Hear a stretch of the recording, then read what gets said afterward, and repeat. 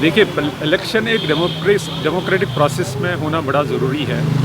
हम वेलकम करते हैं कि इलेक्शंस किए बड़े एफर्ट लेके, लेकिन चूंकि हम विस्थापित हैं, हमारे लिए एक थोड़ा दूसरा इशू है कि हम रहते हैं जम्मू में, लेकिन वोट करना पड़ता है अपनी कॉन्स्टिट्यूंसी के लिए, वहाँ के लिए। इस इलेक्शन में मतलब you will be surprise to know कि यहाँ हम आया, मैं अपने मतलब एक कन्विक्शन से आया वोट डालने के लिए। मेरे पास ये भी नहीं पता था कि इस इलेक्शन में कौन कौन सा कैंडिडेट खड़ा है।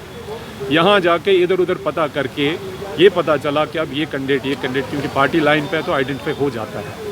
ये सबसे बड़ी बदकिस्मती रही इस इलेक्शन में कि माइग्रेंट के पास कोई डीसीसी मेंबर इलेक्शन के लिए नहीं आया, कैंपेन के लिए नहीं आया, उनको अपने साथ जोड़ने की कोशिश नहीं की।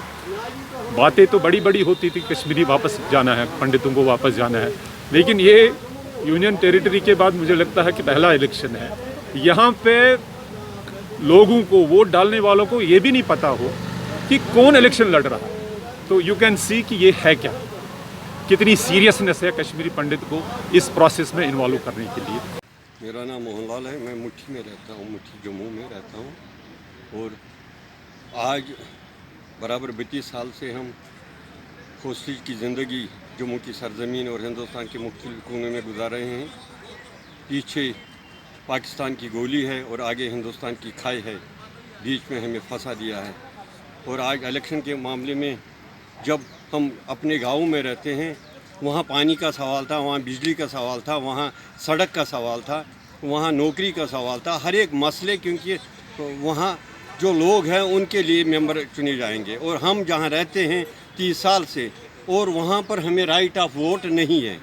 तो जैसे बचगाना सरकार ऐसे लगती है कि वोट डालो जम्मू में, काम करेगा वो कश्मीर में।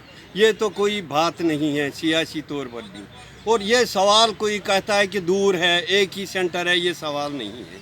सियासी लोग, यहाँ गांधीनगर में हॉस्पिटल है, वहाँ कोई बच्चा बीमार पड़ता है, सारे प्रोविंस से रिश्तेदार आते हैं उसे नज़र देने के लिए। और जब सियासी मसला होगा तो अगर गांधीनगर में ये दिया तो हम वोट डालने आते ज़रूरी, लेकिन समाज भी एक तरफ रिस्पॉन्ड नहीं करता है, इसलिए कि हमारा मतलब ही नहीं है इसे। अगर वोट डालना था वो कश्मीर में डालना था। और आप जो वोट डालते हैं आज, ये सब सियासी पार्टी के नशावर लोग, हम जैसे नशावर लोग हैं जो कहते हैं कि वोट डालेंगे। लेकिन आज तक आप देख लीजिए कि हमने सरकार को अपना घर मांगा था, 32 साल में घर नहीं दिया। हमारे बच्चों को नौकरी भी दी, वो पहलगाम से ओडी तक नौकरी भी करते हैं, वो मुसलमानों के घरों में रहते हैं, लेकिन बूढ़ों को, मुलाजमों को, बाकियों का हक नहीं है कश्मीर जाने का। उनके इंतज़ामात के लिए कोई कार्रवाई नहीं है।